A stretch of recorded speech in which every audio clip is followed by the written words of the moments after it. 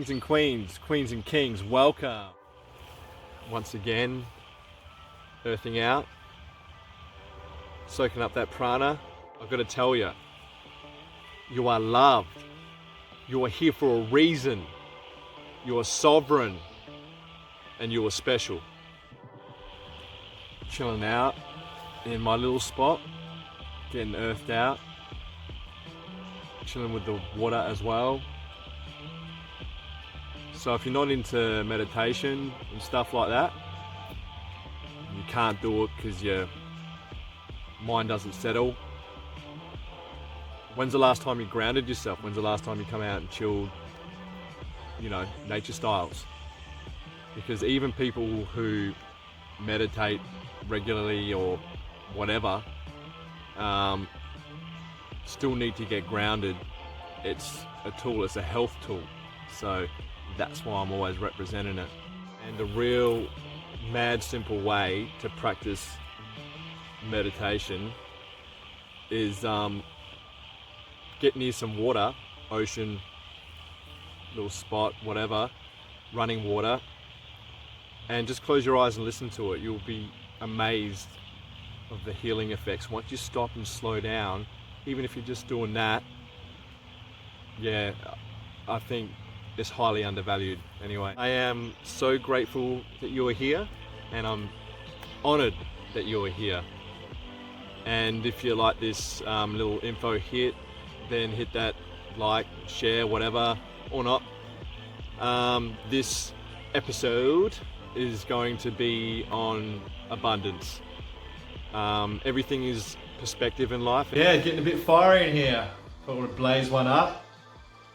I know what you were thinking, but no, I just thought I'd clean the space before we start up today's show.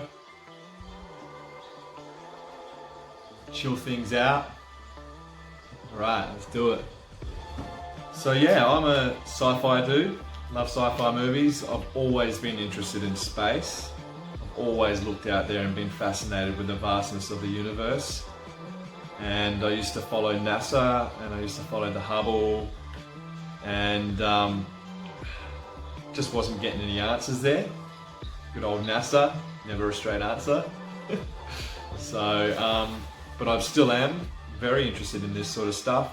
So we're gonna get galactic, we're gonna get ancient, we're gonna talk about dimensions, spirituality, star systems like Sirius star system with the main spiritual sun, where we had the major alignment just recently, the 8-8 portal, Lionsgate portal, and you can't tell me that wasn't some energetic madness.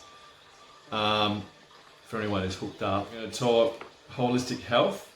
We're going to talk planets, like Jupiter, R-A-Car, and its 67 moons.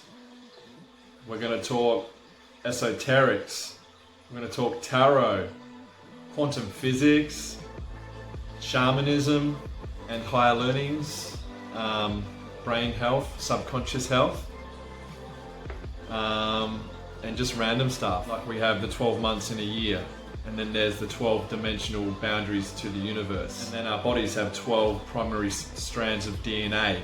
And then the body has 12 multi-dimensional chakra portals, which flow Akashic data in and out of the body. And this data is stored in our DNA cellular memory.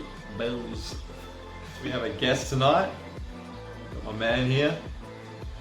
We'll just call him Gooey. Picked him up in Chengdu in 2018.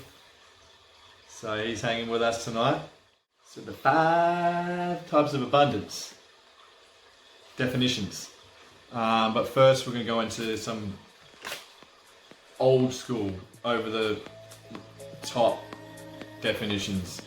Higher level learnings or teachings, they're very simplistic. I'll just explain them, but they're probably not that helpful to an everyday person who hasn't gone through stages of working out what that can truly mean for blah. Okay, so definitions, two higher learning definitions of abundance. The ability to do what you need to do when you need to do it, if your needs are fulfilled, and so solutions are provided for you at the right time for you all the time. Another meaning for abundance. Living in the flow. You're always having your needs replenished. Your energy is replenished. So you don't feel the need to store a lot of possessions because there is no feeling of lack and scarcity. Alright, 5 types of abundance. So the first type is abundance. The first type of abundance is what we all know, an abundance in money, an abundance in possessions, services provided for in exchange for money. So number two is a abundance in trade, where you can trade your services and goods for other people's goods and services. Old school style, barter style, and that shit's got to come back if you ask me. And when you speak to older people, they'll tell you that's how they used to roll only 40 years ago. You know, they were servicing an old mate's car and they were coming around and helping doing some electrical work for them. So I get it that we need money, this system's set up for money, but the way we change that or take control away from that is when we can start to trade services again with each other and get rid of the money system. I'd imagine trading galactically. I don't think there's a money system. I think they would be using a trade system too. Goods for goods. Just saying. Anyways. Yeah, so the third type of abundance. Third type of abundance is an abundance in giving and receiving. Where you're giving something to another human being with no expectation of getting anything in return.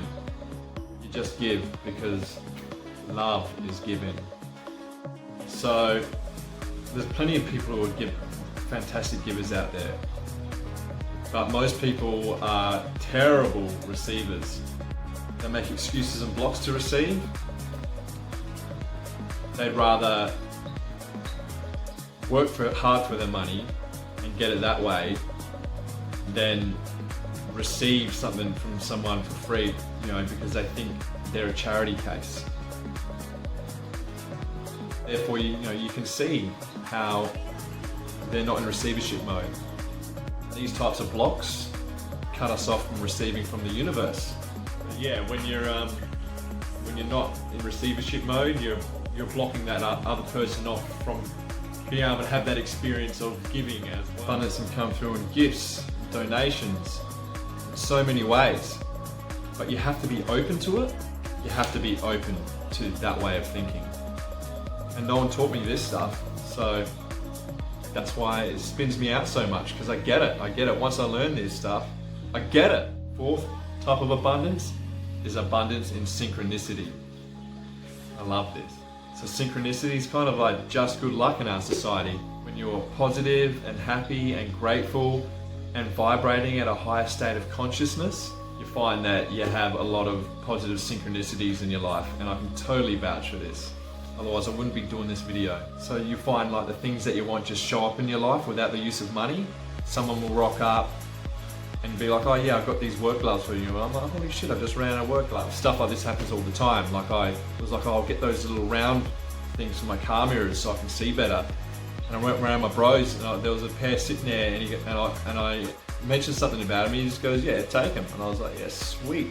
You might not recognize that you've got that synchronistic flow. You might have it and just be doing it naturally and not even know. But yeah, I can tell you so many things that have happened to me this year with this type of abundance. So basically, yeah, it's just living in the flow where the universe kind of gives you what you need when you need it. And the number 5 type of abundance, an abundance in imagination, inspiration, and creativity. The number one problem that people have with manifesting money in abundance in their life is that lack of inspiration and creativity. So a lack of money is a problem. And people will pray for money, but that's a temporary fix at best. And if this is a problem for you, then there's inner work to be done. Meditation 100%, subconscious work 100%, morning routines 100%.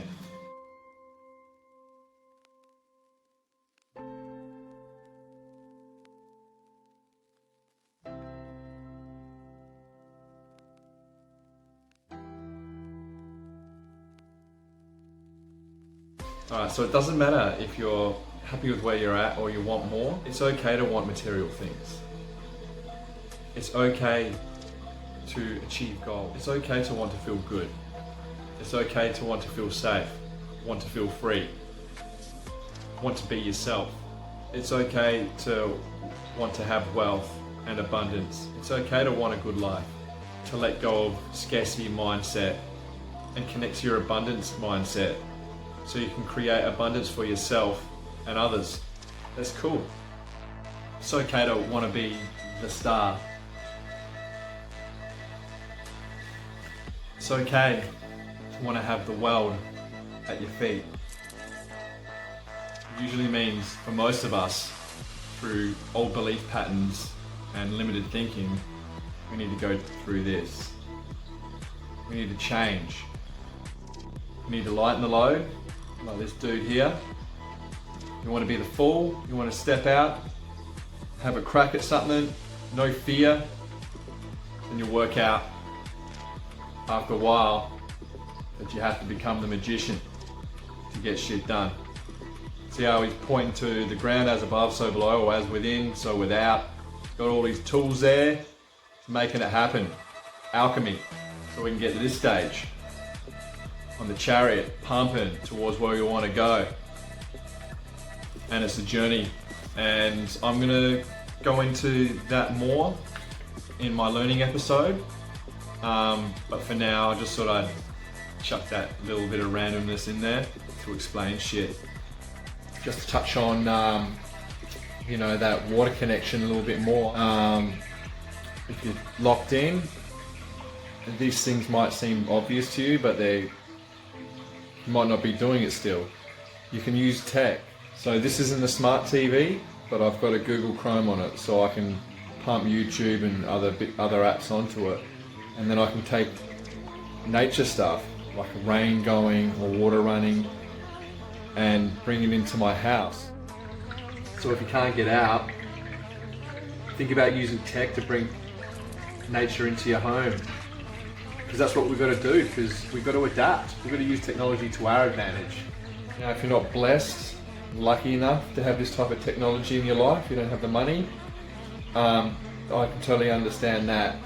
But nearly everyone has got nearly everyone's got one of these bad boys. Even if you've just got your small phone and you want to bring that nature styles into your house, you pump it through your phone, put it through this piece of technology here, close your eyes and get down like that. I've got a mad connection to this and I know it works for me. My first video was actually going to be on meditation, and at the moment I'm just sort of going with the flow and pumping out what is naturally coming. And I will get to the meditation one, drop bits and pieces of info with each video, but still do a mad meditation one at some point too.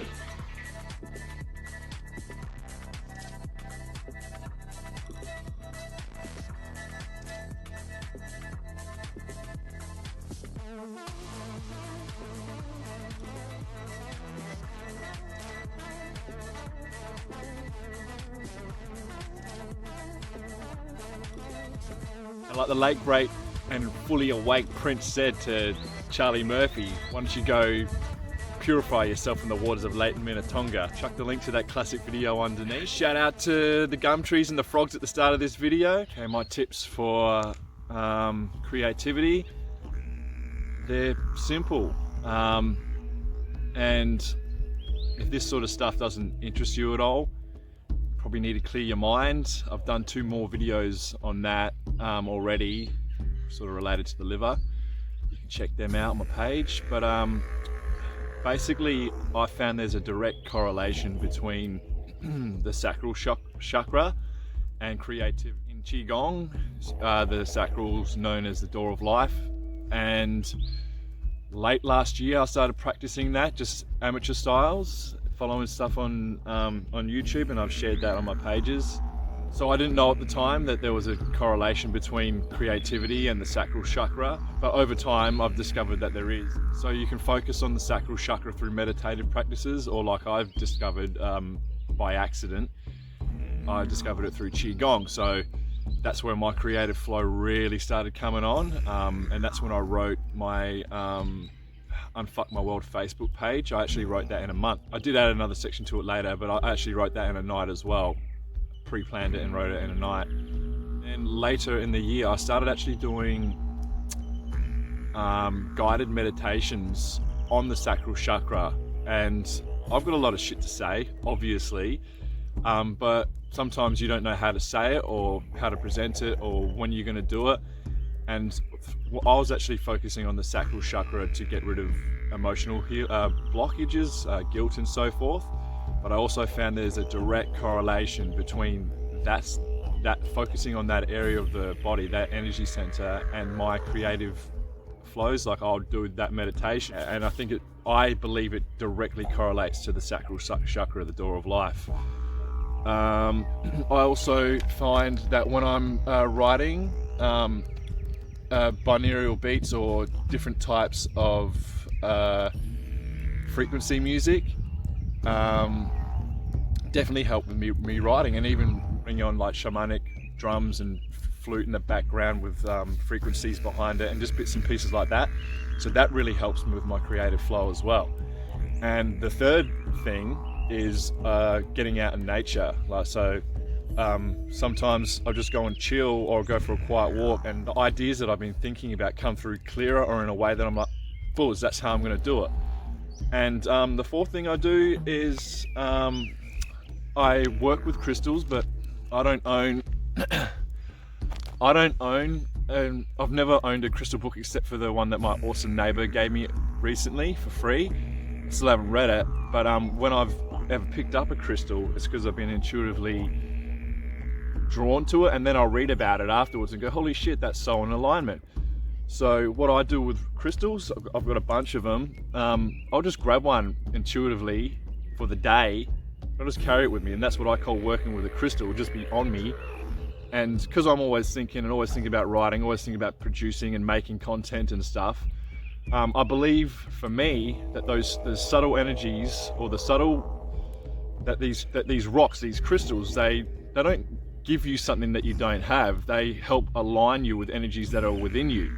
So I feel that they help you communicate in subtle different ways, or pick up on subtle different bits of information. And so they're my 4 tips. They might not be anything to you, but they work for me. So I hope that with anyone who's got creative blockages out there, it can help them. The sacral, getting in nature, and also quiet time, like going within the meditation time, away from specific energy center points, just that 0 point that you find, those fleeting moments where you find answers and bits and pieces. So yeah, I hope this helps you. Well, that's another one done. My name's Michael Doviak, Aquarius 27, know your numbers, an agent for change, transformation, and making a difference. You. Peace out, much love and light. I see your crown, shine your light. I'll see you next time. Namaste.